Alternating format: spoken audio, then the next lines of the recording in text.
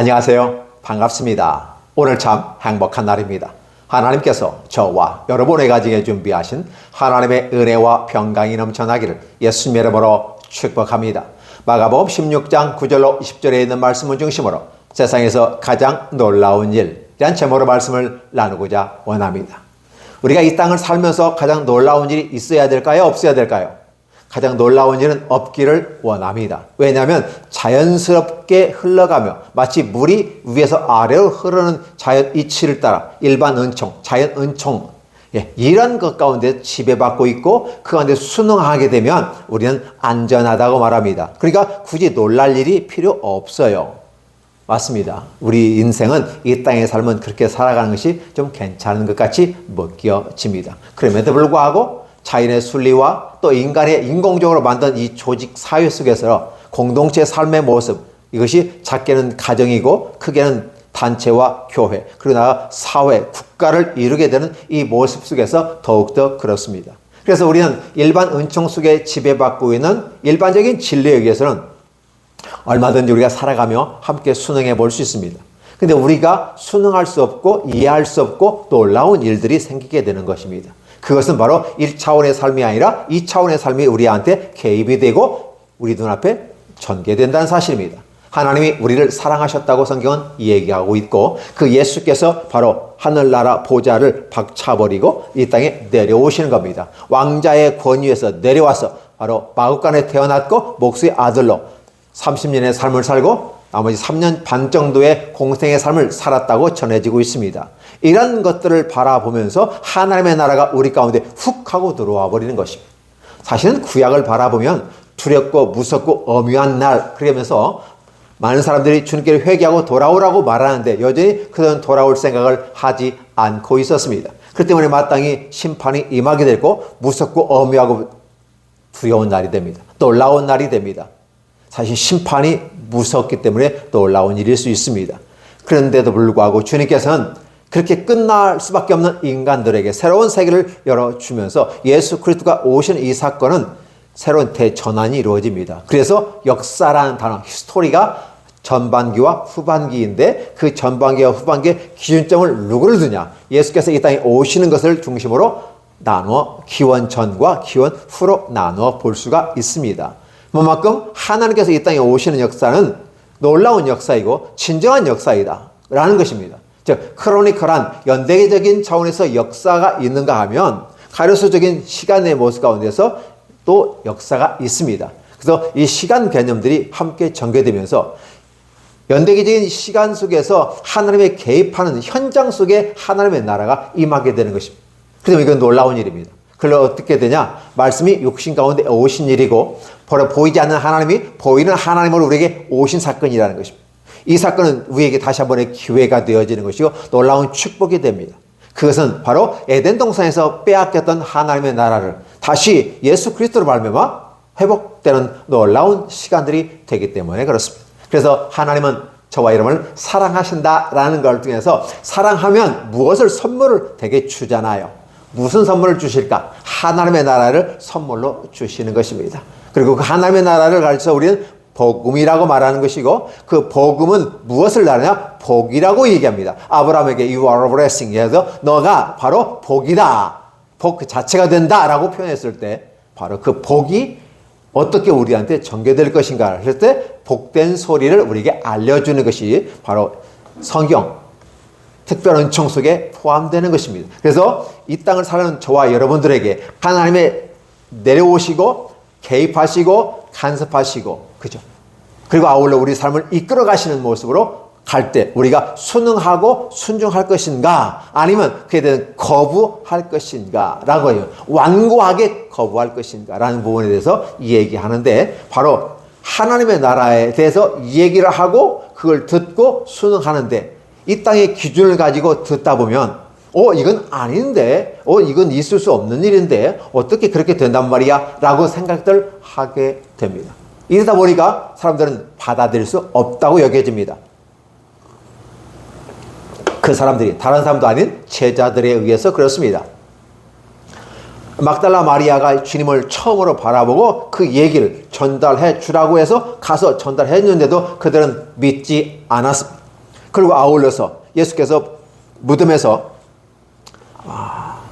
향품을 가지고 바르러 갔던 여인들이 주께서 살아나셨고 여기 계시지 아니하고 말씀을 예전에 했던 것처럼 갈릴리에서 가 계시니까 너희가 제자들에게 특히 베드로에게 얘기해서 함께 가서 만나라라고 전달해 주었음에도 불구하고 그들은 어떻게 해요?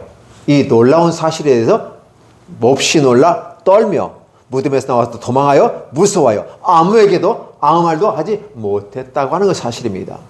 아니 부활이라고 하는 것은 마지막 날에 있을 일이야.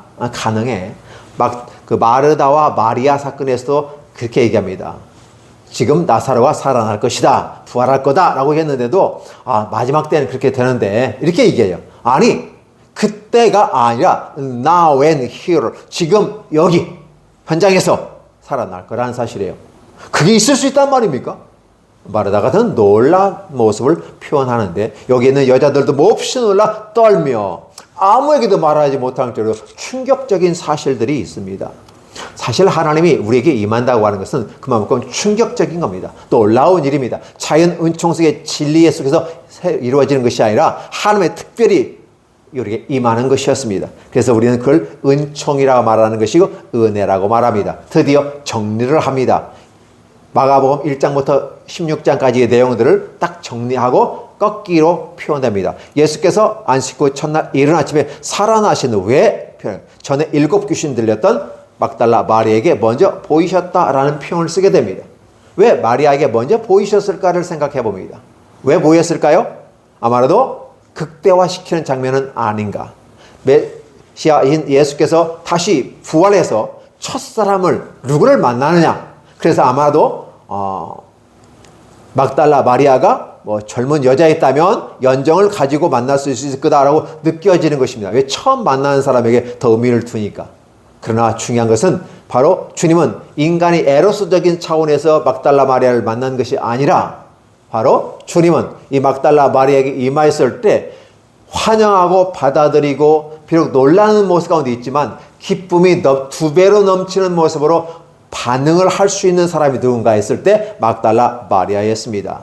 막달라 마리아가 이 예수님을 바라본 후에 놀랍고 기쁨과 즐거움으로 그 제자들 향해서 뛰어가서 얘기해 줍니다. 함께 있었던 동행했던 사람들은 울고 있고 슬픔에 잠겨 있습니다. 왜? 주님께서 돌아가셨으니까. 그런데 지금 이 여인이 가서 주님은 살아나셨고 여기 계시지 아니하고 이 일을 여러분들에게 알려주라고 말했고 갈릴리에 가서 만나자라고 했는데도 불구하고 그들은 믿지 아니하였다라고 하는 표현을 쓰게 되는 것이죠. 놀라운 일들이 뭐냐면 당연히 우리는 놀랍다고 말하죠. 주님께서 다시 살아난다고 말씀해 주셨는데도 불구하고 여전히 우리는 믿지 않은 것도 놀라운 일이에요. 그렇게까지 하나님의 나라를 얘기하고 하나님의 설명을 해주고 보여주고 만져주고 입혀주고 모든 이런 과정 속에서 함께 하셨음에도 불구하고 그들은 믿지 아니한 것도 우리를 놀라게 할 일들이에요. 특별히 더 놀라게 할 일은 제자들이 믿지 않았다는 것입니다. 예수께서 살아나셨다는 것 분명히 듣고도 믿지 아니하더라. 그것도 두 중 사람이 걸어가는데 바로 다른 모습으로 변화해서 나아갑니다. 다른 모습이라고 하는 것은 아마도 부활하신 모습, 변형된 모습으로 보여졌을 것입니다. 그렇기 때문에 돌아가시기 전에 그 모습을 기억하고 있는 이 제자들의 모습과 부활한 다음의 모습은 다른 모습일 수도 있구나라는 사실이죠. 그러나 중요한 것은 언어 속에서 대화 속에서 하나씩 하나씩 깨우쳐 가면서 그러면 당신이 바로 그리스도? 깨닫는 순간 예수님은 사라져 버렸습니다. 부활하신 모습으로서는 앞에 나타나기도 하고 사라지는 모습으로 썩지 아니할 신령한 새로운 모습으로 우리가 여태껏 경험하지 못한 새로운 모습으로 왔기 때문에 우리는 놀랄 일입니다. 이 두 사람이 갑자기 깜짝 놀라버렸어요. 우리 마음이 뜨겁지 아니한가? 하고 깨닫는 순간에 주님은 더 이상 이제 그들에게 계시지 아니하고 다른 사람들을 찾아가시는 것이었죠. 이 두 사람은 가던 길을 다시 멈추고 와서 우리에게 이렇게 말씀을 해주셨는데 우리가 그 말씀을 들을 때 뜨거웠다. 그리고 막상 뜨거움 속에서 주님을 바라봤을 때는 주님은 다른 곳으로 가시고 우리 눈에 보이지 아니하였다. 그래서 이 부활한 사실을 여러분들에게 말하러 왔습니다. 그럼에도 불구하고 또 여전히 그들은 믿지 아니하였다라는 사실입니다. 그 후에 11 제자가 음식을 먹고 있을 때 주님께서 친히 이제 나타나시는 겁니다. 나타나셔서 그들의 믿지 않음, 즉 믿음이 없는 것과 마음이 완악한 것을 꾸짖으셨다라는 것이에요. 하나님을 아주 완악하게 거절하는 것. 그렇죠? 부활했다고 하는 것 믿지 않았어요. 아니, 왜 믿지 않았을까? 제자들인데 믿을만 하잖아요. 다른 사람들은 그렇다 치더라도. 제자들조차도 믿지 않은 이 사건은 놀라운 일들이 하나다. 왜? 제자들 할지라도. 그때 함께 다녔고 동행했고 보았고 느꼈고 경험했습니다. 주님은 얼마나 많은 기적을 통해서 하나님의 나라가 각 사람에 임할 것이라고 선포하고 가르쳤고 치유해줬고 여러 가지 상담의 모습으로 함께 하셨습니다. 그럼에도 불구하고 그들은 무엇을 바라봤습니까? 무엇을 먹을까? 무엇을 마실까? 무엇을 입을까? 누가 어느 자리에 먼저 갈 수 있을까? 누가 권력을 잡을 수 있을까? 그래서 교황제도가 바로 그러한 모습 가운데 나타난 것은 아닌가 생각되어지기도 합니다. 결국은 주님의 그 자리에 누가 자리에 앉을 것인가? 이런 관심이 컸어요. 주님께서 말씀하시는 핵심적인 것은 부활이었습니다. 인간에게 하나님은 행복을 주고 가능성을 열어주는 그 길에서 가능성을 어떻게 열어줄 것인가? 에덴 동산에서는 하나님과 동행하다가 하나님의 말씀을 순종치 아니하고 악한 사단의 말을 들었고 그들이 범죄함으로 내어 쫓기는 상태에서 그들이 가졌던 가능성이 사라져버렸다고 말씀을 드린 바가 있습니다. 그렇다면 그 가능성이 다시 회복이 돼야 됩니다. 어떻게 회복시킬 건가요? 그래서 하나님께서 친히 아들 예수 그리스도를 보내셔서 죽은 자 가운데 살아나심으로 바로 그 가능성을 회복시켜 주셨는데 에덴 동산에서 죄를 지을 수도 있고 영생으로 갈 수도 있는 이 가능성으로 다시 복권시켜 주시는 사건이 부활 사건입니다. 오늘 저와 여러분에게 이 축복을 함께 주셨습니다. 이제 드디어 주님께서 살아나심으로 말미암아 에덴 동산에서 빼앗겼던 그걸 다시 회복되는 상태가 이 상태라고 보시면 됩니다. 이 땅에 하나님의 나라가 우리 가운데 임한 것입니다. 자, 에덴 동산에서 안식을 잃은 후에 가나안 안식에서도 여전히 그 놀라운 도전을 해보았지만 그들은 실패했다는 것이 이스라엘 역사 가운데 드러나게 됩니다. 사사기와 아울러 열왕기 시대를 바라보면 그런 것이 실패했다는 것입니다. 그러니까 구약에서는 아무리 해도 아직은 때가 아니구나.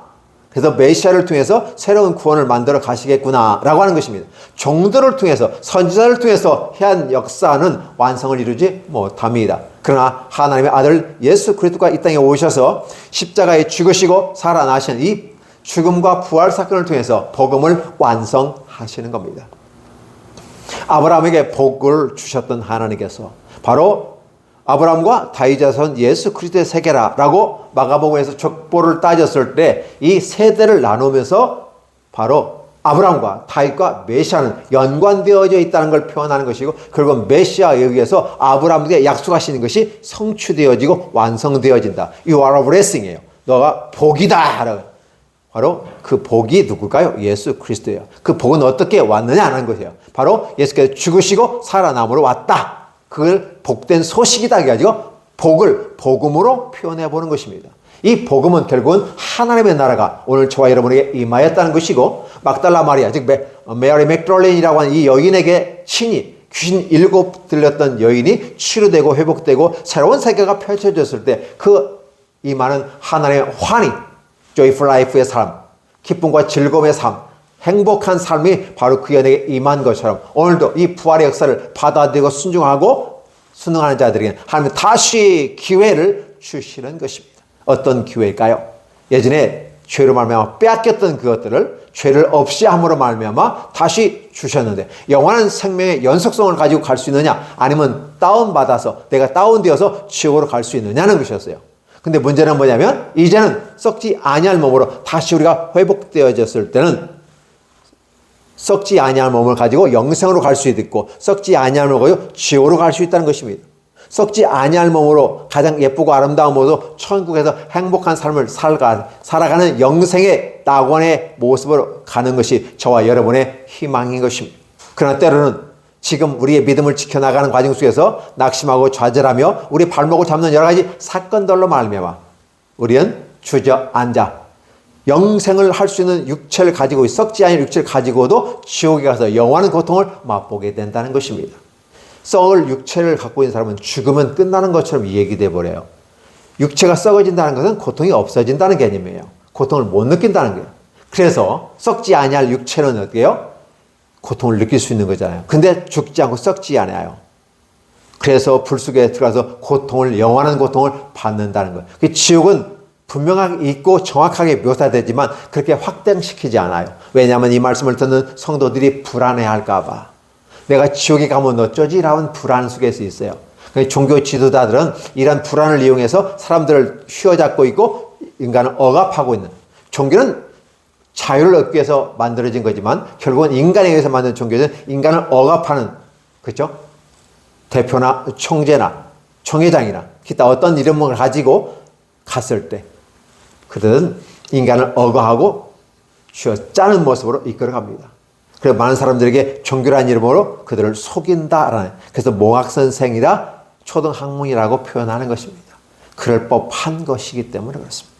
속지 말아야 되는 것인데 많은 사람이 그에 넘어가고 있고 한국에도 그런 사람들이 많이 있어서 실제적으로 저들은 행복한 것 같이 미시적인 차원에서 느껴질는지 몰라도 거시적인 차원에서 보면 지옥으로 가고 있는 모습을 바라본다면 안타깝기 그지없는 일입니다. 이런 차원에 봤을 때 우리 주님께서는 오늘 저와 여러분들에게 바로 무엇입니까? 놀라운 사실을 주는 것입니다. 주님께서 부활하셨습니다. 더 이상 이제, 예전에는 아론의 반차를 따라서 들어간 제사장들이 1년의 죄를 사했다면 예수 그리스도, 멜기세덱의 반차를 쫓는 예수 그리스도는 단번에 제사를 드림으로 휘장을 찢어버리고 하나님께 나아갈 수 있는 길을 열어놓았기 때문에 이제는 그 누구도 어떤 남자나 어떤 여자를 통해서 죄를 씻고 갈 수 있는 것이 아니라 우리가 직접 예수 그리스도 이름으로 하나님 앞에 가서 직구한다, 페이스 투 페이스 하는 것처럼 우리의 죄를 용서받을 수 있는 것입니다. 그렇기 때문에 누가 죄를 사해 준다 안 해도 이미 우리가 회개하면 주님께서는 우리 죄를 사해 주십니다. 어떤 죄를 사해 주실까요? 마음으로 회심하고, 즉 마음을 돌이키는 것이, 깨닫는 것입니다. 내가 인지하는 걸 회심하는 겁니다. 그리고 아울러서 삶 속에서 회개를 통해서 방향까지 전환되어진 삶, 이러한 삶을 살아갈 때 주님은 우리의 죄를 용서해 주시는 것입니다. 이 놀라운 축복의 길로 오늘 저와 여러분에게 가게 되므로 우리는 새로운 세계로, 놀라운 세계로 또 한 번 들어가게 되는 것입니다. 그러면서 오늘 저와 여러분들에게 하나님께서는 이 놀라운 세계가 전개될 때 너희가 할 일이 무엇인 줄 아느냐는 것입니다. 온 천하에 다니며 만민에게 복음을 전파하라. 또 이르시되요. 그러니까 이 부활 사건을 얘기하고 부활로 말미암아 우리 새 생명을 주었다면 이 기회를 가지고 너희는 뭐 어떻게 할 것이냐? 영생에 얻을 수 있는 그 길을 가지고 인간이 할 수 있는 것은 이 땅에서 잘 먹고 잘 살라고 주저앉아 버리면 솔로몬처럼 된다는 사실이에요. 그 솔로몬은 천국에 갈 수 없는 것이고 하나님을 떠났다는 표현을 써요. 그런 종교 속에 있기 때문에 하나님 안에 있다고 착각할 수도 있어요. 미시적인 관점에서 보면 솔로몬도 하나님 안에 있다고 볼 수 있죠. 일반 은총 속에 있기 때문에. 그러니까 일반 은총 속에서는 구원을 이룰 수 없어요. 그래서 종교로는 구원을 얻을 수 없다고 말하는 근거가 여기에 있는 것입니다. 그러나 특별 은총 속에 들어가게 됐을 때 바로 은혜 받고 영생할 수 있습니다. 물론 솔로몬은 전반기의 삶은 성공하는 삶이었고 은혜 안의 삶이었고 신앙의 삶이었다고 바라볼 수 있습니다. 그러나 후반기의 삶을 살아가면서 끝까지 견디지 못하고 결국은 그는 위로부터 내려오는 상황들, 즉 신앙에서 종교로 내려왔고 자기 도취, 자기 최면, 몽학선생의 위치에 빠져서 더 이상 허우적거리며 있을 때 그는 하나님을 떠났다라고 표현하게 되는 것입니다. 오늘 저와 여러분들은 이 솔로몬의 전철을 밟아서는 아니 된다는 것입니다. 오늘 저와 여러분들은 예수 그리스도께서 부활하셨다는 이 가능성을 가지고 영원한 모습으로 우리 지속적인 생명 유지성, 그죠? 그거를 위해서 이제 주님과 함께 동행하고 가야 되는 거죠. 그 생명을 유지하기 위해서는 최선의 공격은, 최선의 수비는 도격, 공격이라는 축구의 어떤 모습도 있지는 않겠습니까? 그러다 보니까 우리가 수비를 하는 것도 중요하지만 이 땅에서 자기를 지키고 수비하는 것이 얼마만큼 힘든지 몰라요. 자기를 수련하는 것이 얼마만큼 힘든지 몰라요. 자기 수련하고 노력해서 대가로 천국에 갈 수 있다고 착각해서 빠질 정도로 그렇게 많은 사람들은 수련하고 고행을 자초합니다. 이것이 아니라고 하는 것을 말씀을 드리는 것입니다. 오직 우리는 이제 수비에 집중하는 것이 아니라 공격에 집중하는 것입니다. 공격에 집중한다는 것은 에너지를, 거기에 포인트를 쏟아서 그들이 우리를 공격할 수 있는 시간을 주지 않고 그들이 수비 자세를 가지게끔 만드는 게 공격적 자세예요. 이게 바로 복음 전파의 아름다운 모습입니다. 온 천하에 다니며 만민에게 복음을 전파하라는 것입니다. 온 천하에 다니는 거예요. 그래서 예수님과 그의 제자들은 자신의 직업을 버리고 예수님을 따라가면서 배우고 익히고 경험한 이 사건의 기초에서 예수님의 제자의 삶을 살려고 했지만 전반기의 삶은 실패했다는 것입니다. 그러나 예수께서 승천하시고 위로 올라가서 성령을 보내주셨을 때 성령의 충만함을 입은 제자들은 이제는 전에 보지 못했던 새로운 세계를 바라보게 되고 그들의 눈이 열리게 되고 새로운 길을 걸어갈 때 만민에게 복음을 전파할 수 있었다는 것입니다.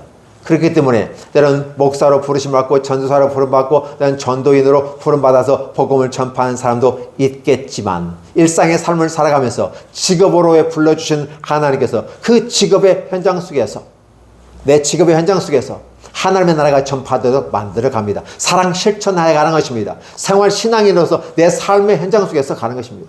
종교생활 따로 신앙생활 따로가 아니라 내 삶 전체가 다 생활 신앙 가운데 들어가며 사랑을 실천해야만 하는 것입니다. 이미 성경은 하나님의 사랑과 믿음에 대해서 얘기하고 있습니다.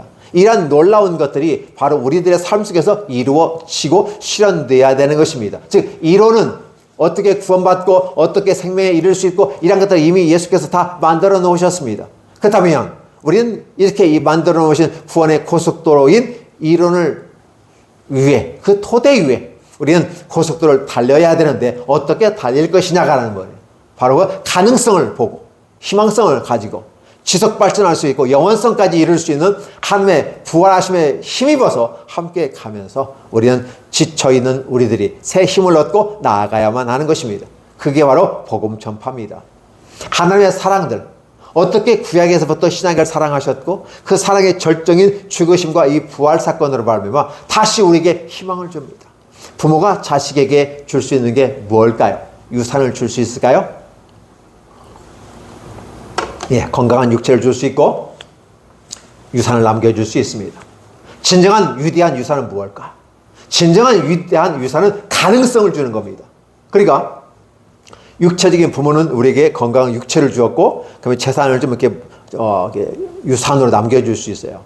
그러나 더욱 큰 위대한 유산은 가능성을 열어주는 겁니다. 그래서 공부를 시키고 기회를 넓혀주고 식견을 넓혀주는 게 부모입니다. 그 질서를 알아가고 감정 조절할 수 있는 것을 가르쳐 주는 것이 부모인 것이죠. 그 모든 모습 가운데서 우리가 나아가면서 우리는 우리들의 직업이라고 하는 부분 속에서 불러주신 그 직업군에서 또 전문가라고 하는 그 전문가군에서 또 내가 삶을 살아가고 있는 이 네트워크된 삶의 모든 환경 속에서 우리는 복음을 전하는 것입니다.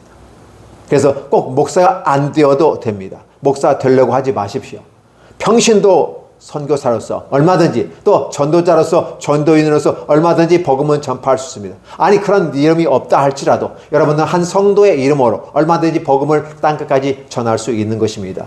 내 삶의 현장 속에서 내 가정에서 내 직장에서 이 사회 공동체에서 이 국가 내에서 아니 국가를 넘어서 해외로 나아가는 선교의 그 현장 속에서 얼마든지 할 수 있다는 것입니다. 그래서 오늘 우리가 살아있다고 하는 주님께서 alive예요. 그가 살아나셨고 라고 그 살아나신 이것에 대해서 우리 또한 살아나야 되는데 살아나는 방식이 바로 만민에게 복음을 전파하는 것입니다. 그래서 이렇게 삶을 살아가게 될 때 김박성 내지 박진감 넘치는 삶이 됩니다. 믿는 사람의 세례를 받고 한 사람은 구원을 받을 것이고 그렇지 않는다면 정죄를 받을 것이다. 두 가지의 길을 줍니다. 믿든지 아니 믿든지 두 가지 길을 주는데 세례를 받고 한 사람은 구원을 분명히 받을 것이다. 그러나 그렇지 않다면 정죄를 받을 것이다. 너는 오늘 선택하라. 너의 삶을 어떻게 행복하게 만들 것까지를 생각해 보라는 사실입니다. 어떻게 여러분들은 선택하시겠습니까? 믿는 자들에게는 또 이런 표적도 따른다. 반드시 이렇게 따른다는 게 아니라 이런 표적도 따를 수 있다라고 변하면 자, 표적이 따르니 현실성이죠.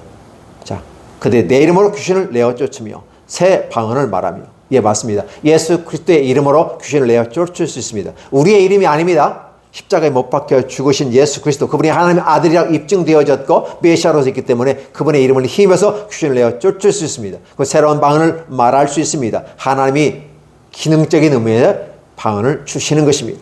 이 시대가 이즘 시대, 방언이 끝났다고 말하는 이 시대에도 하나님의 방언은 계속해서 존재하게 되는 것입니다. 뱀을 집어 올리며 무슨 독을 마실 때 해를 받지 아니한다. 병든 사람의 손을 얹은 나을 것이다. 이런 기적들이 우리에게 동반되는 겁니다. 언제 이런 게 나타납니까? 내가 잘 먹고 잘 살기 위해서 이런 또 남에게 나 능력이 있어 폼 잡으려고 어깨에 뽕으로 힘을 딱 주려 이렇게 하려고 하는 것이 아니라 만민에게 복음을 전파하게 될 때 하나님은 우리에게 함께 동행하는 동행의 모습을 보여주는데 이러한 기적들이 따라올 수도 있다는 것입니다. 안 생길 수도 있어요. 차라리 이런 기적들이 안 생기고도 복음을 전하여 예수를 믿는다면 더 좋을 일입니다. 그러나 때로는 복음의 현장 속에서 생명이 오고 가는 이 긴급한 현장 속에서는 바로 이러한 기적 역사들이 나타나서 하나님의 살아계심과 하나님이 우리가 동행하시는 것을 보여준다는 것입니다. 이것을 한번 정리하고 가십시다. 반드시 기도하면 기적이 나타난다. 그것은 아니란 사실이에요. 어떤 기적도 나타나지 않는데 바로 예수님 믿고 고백하고 복음 전파해서 그 사람이 예수 영접하면 그게 위대한 기적입니다. 보여지는 어떤 그것에 의해서 예수를 믿는 것이 아니라 보여지지 않고 그들 말씀을 들었는데 믿음이 생기고 구원에 이를 수 있다면 이보다 더 좋은 건 없습니다. 이보다 놀라운 일은 없습니다. 이 놀라운 축복이 저와 여러분에게 있기를 원합니다. 그런데 말입니다. 역시 사람인지라 뭔가가 있을 때 그냥 하면 뭐 우연히 된 것처럼 이게 생각하시는 분들 많아요. 값없이 된 것처럼 느껴져서 뭔가 좀 나는 왜 이렇게 화끈하게 받지 못하고 이게 비둘기처럼 기름처럼 순하게 받을까? 이런 생각하시는 분도 있어요. 성령이 임하시는 방식은 다릅니다. 그러나 불같이 임하는 사람이 있고 뭐 뜨겁게 오는 사람들이 있어요. 그렇다면 이 불같이 임하고 뜨겁게 오는 것이 마치 하나의 표준처럼 여겨져서 비둘기 같은 성령을 받거나 기름 같은 성령을 받았을 때는 뭔가 뜨뜻미뜬한 것처럼 느껴질 수도 있다는 사실입니다. 그러나 중요한 건 기억해 주십시오. 예수께서 세례 받으실 때 비둘기가 하늘에서 내려왔습니다. 바로 순하고 부드럽고 온유한 모습으로 그렇게 예수님은 성령을 함께 하는 모습을 봅니다. 오늘 저와 여러분도 비교하지 마십시오. 불같은 성령의 역사가 나타나는 것은 분명합니다. 불같은 성령의 역사지 성령의 불이 아닙니다. 성령이 불을 주는 게 아니에요. 단지 사람들이 보이는 것은 그렇게 보일 뿐입니다. 근데 불같은 역사가 나타나는데 그 성령의 역사라는 것이에요. 언어의 표현을 잘 쓰셔야 합니다. 우리는 불불이 아니라 불같은 성령의 역사예요. 기름 같은 성령의 역사이고 비둘기 같은 성령의 역사입니다. 결국은 성령 하나님이 우리 가운데 임하시는데 능력이 동반될 수 있다고 하는 사실이에요. 그래서 오늘 우리 복음을 전하고 살아야 될 이유가 무엇인가? 바로 이런 기적을 체험하기 위해서 복음을 전하는 게 아니라 생명을 살리는 일이 최고의 기적이다. 그 생명을 살리기 위해서는 복음을 만민에게 전파해야 된다. 모든 사람에게 때로 어떤지 못 얻든지 필요한 대로 받고 안 받고는 그들의 몫이지만 전파되어야 하는 것은 긴급성을 복음의 긴급성을 가지고 전해야 된다. 왜? 그 사람이 오늘 지금 이 순간 아니 1분 후에 어떤 사건으로 죽을 수도 있으니까. 그러나 1분 전에 복음을 받아들였다면 그가 죽어도 죽은 것이 아니라 죽어서도 믿음을 받아들였기 때문에 천국에 갈 수 있다는 사실을 이야기해 주는 놀라운 일입니다. 복음을 왜 전합니까? 교회 크고 교회 불리고 사람 많이 채워져서 우리 교회 대형 교회가 됐고 헌금이 많이 나오고 능력 있는 목사라고 칭찬받기 위해서 복음을 전해야 됩니까? 복음 전하는 것은 분명한 사실입니다. 내가 냉장고 받기 위해서 텔레비전 받기 위해서 전도합니까? 그냥 사시는 게 빠릅니다. 냉장고 사시면 됩니다. 안 되면 월세로 할부금으로 해서 사면 됩니다. 굳이 교회에서 헌금을 가지고 냉장고를 제공하고 텔레비전을 제공하면서 전도해야 되는 이유를 다시 한번 생각해 보셔야 됩니다. 전도왕도 좋습니다. 얼마나 좋습니까? 그러나 기억해 주시길 원합니다. 중요한 것은 내 남은 삶을 무엇을 하고 살 거냐는 거였어요. 지속 발전하며 지속적인 영속성을 가지고 영생에 이르게 되는 그 모든 과정에서 인내하고 참고 견뎌나가는 유일한 힘이 복음 전파에 있다는 것이고 그 복음 전파할 때 하나님의 영이 함께 하시니까 이러한 기적들도 함께 동반되어져서 우리 삶이 더 다이나믹한 삶이 진행될 수 있다는 사실을 기억해 주시기 바랍니다. 주 예수께서 이 말씀을 마치신 후에 하늘로 올려지사 하늘 보좌 우편에 앉아 계셨어요. 그리고 성령을 보내주십니다. 그리고 성령께서 이제 이 땅에 오시는데 지금은 나중에 120문도가 모여 성령에 달아 엄청난 체험을 하는지만 지금은 예수께서 하늘로 보좌 올려주셨고 그 시간 개념이 좀 애매한 건 있어요. 왜냐면 단축시켜서 마가복음은 기록하기 때문에 그렇습니다. 그러나 기억해 주시면 제자들이 나가 두루 전파할세. 주께서 함께 역사하사. 주께서 함께 역사한다는 말은 주께서 accompanied it, 동행해 주시는 거예요. 동행해 주시니까 따르는 표적으로 말씀이 확실히 증언되더라, 전도되더라, 전파되더라 이렇게 표현하는 것입니다. 그러면 이것은 지속적인 모습이 이루어져야 되는 것이고 이러한 장면이 사도행전에 바로 또 이어져서 사도들이 이제 성령 받기 이전의 모습보다 충만히 받은 이후의 모습은 어떻게 또 달라질 것인가를 우리는 사도행전을 통해서 알아가는 귀한 시간들을 되기를 원합니다.